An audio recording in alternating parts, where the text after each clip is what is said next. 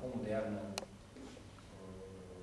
de Crăciun, era sala națională din plină, cu părinți și cu copii, acolo Eugen Cristea, colegul meu, făcea pe Moș Crăciun, și copiii veneau așa, pe un mecanic la etnă. Așa, ce faci, acolo la moșul? Da. Știu o poezie? Da. Spune, cătă-l cu părul cred, mulțumesc, mulțumesc. Și plecau. Și ăsta era ritualul de dresură parentală asupra plodului de o oră. Care, la fel și ăștia ne dresează, mai mulți ăstea care ne dresează, tot de dresură. Ei vor să ne facă din ăștia, am ajuns la bloc. Dom'le, și-a intrat unul de 5 ani așa. Era o frică. Parcă călca pe lacrimi. Și am văzut și asta spune că nu mai știa. Din clipa aia, toți ne-am trezit. Toți care am într-o adormire a rutinii, ne-am trezit. Am zis, era ceva care se spărgea în fața noastră. Era ceva de o fragilitate extra. Era viață. Era, cum a zis, un lucru tulburător, șelnic despre Hristos, Dumnezeu sub presiune umană. Și că i-au bătut cuile la durut, n-a zburat cu fulcea, a făcut, s-a întrupat, cum zice Palaman, s-a înomenit. L-au lovit. A zis insect. Ăsta era un pui. Al lui Dumnezeu că era frică. Și și-a articulat frica asta așa. Prin apropiere, tăcerea, în cel mai mare. Măi, ne-am trezit 1000 de ani și eram așa. Băi, am zis așa, l-a descoperit și l-a sub barbă și ăla când a zis câți ani ai? Parcă a bătut vânt.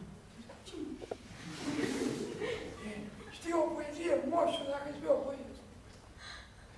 Îi pun o poezie să-ți dea moșul. Și când s-a întors și a văzut umanitatea, n-a văzut scris, a văzut umanitatea, care cu ochii îl mâncau.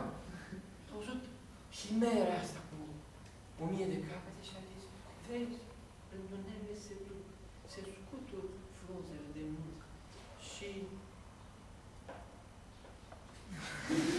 fi negru în capul lui și l-a întrebat pe moșul, moșul s-a speriat și păi s-a întors la noi cu o lacrimă pe și a zis și noi pentru prima oară am devenit responsabili. Nu știam versul, dom'le. Am intrat în panică, ăla plângea, și a venit toamna și toți și ne-am relaxat, a fost uriaș. Și moșul, și ăla mai vrut și ăla o frână. Și iară panică. Dom'le, toată poezia lui noi ne rugam să o termine, să nu se spargă. Ne rugam, dom'le, devenisem creștini ortodoxi. Ne-am creștinat puștura, ne rugam să nu se întâmple ceva. Ce n-a mai contat cadou? A plecat, când a plecat toți eram parcă născuse. Vreați seama? Ăla-i teatru.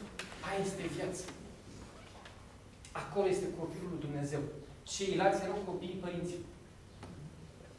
Păi, ai grijă când te duci acolo. Faci 4 pași. Mâine așa și spune. Eu, spunând poezii pe vremea lui Elena Ceaușescu, Nikita Stănescu era dizident. Și am găsit unul sâmbătă la 2, putem zice Nikita Stănescu, să mă filmeze. Aparat rav în jos, așa. Și am stat și așa cu mine în buzunare. Eu de frică îi dispărea ce ce s-a întâmplat? Ce nu se poate? Nu se poate să țin. Dar de ce? Nu voi de la partid, nu?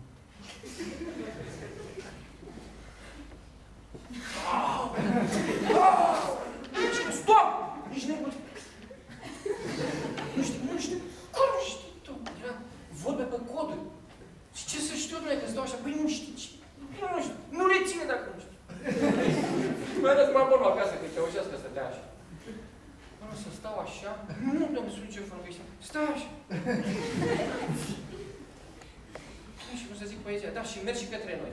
Și am un spațiu mic, era și mai de treabă. Și trebuie să zic așa, patria, este România. Eu aici, era genial! De-aia m-am spus că cinematografia americană n-a nicio șansă. Părintele Stăniloae a spus cel mai bun discurs către poporul român este umorul. Părintele este cel mai mare teolog al răsărit. Îi suntem datori încă 500 de ani să decodificăm ce am făcut, spiritul ăsta. Cum poți să zici nu așa ceva umor? A zis umorul, ne-a zis bășcăria. La grupul Vacanța Mare și noi, că bășcăria este desacralizantă. Faci mișto de mamă, de Eminescu, de Iisus, este atei, criminal. Umorul nu, umorul vindecă. Poftim? Da. Da, pășcărie care duce la blasfemie. Duce la blasfemie. Umorul transcede prin nădejde creștină tristețe. Umorul, noi am reușit să traversăm ultimul banc și plec cu ăla cu ghiurul care vinde peștele, da? Ghiurul, băiat, nu știu ce, unul cigănos așa și plec de pește cu... Și la peștișorul de ala zice, eu sunt peștișorul cu 3 dorințe, să nu mă... Zi, mă, ce dorință ai, că ți-o le-au satisfăcut. Da, totul mi-a pătut. Hai, pa!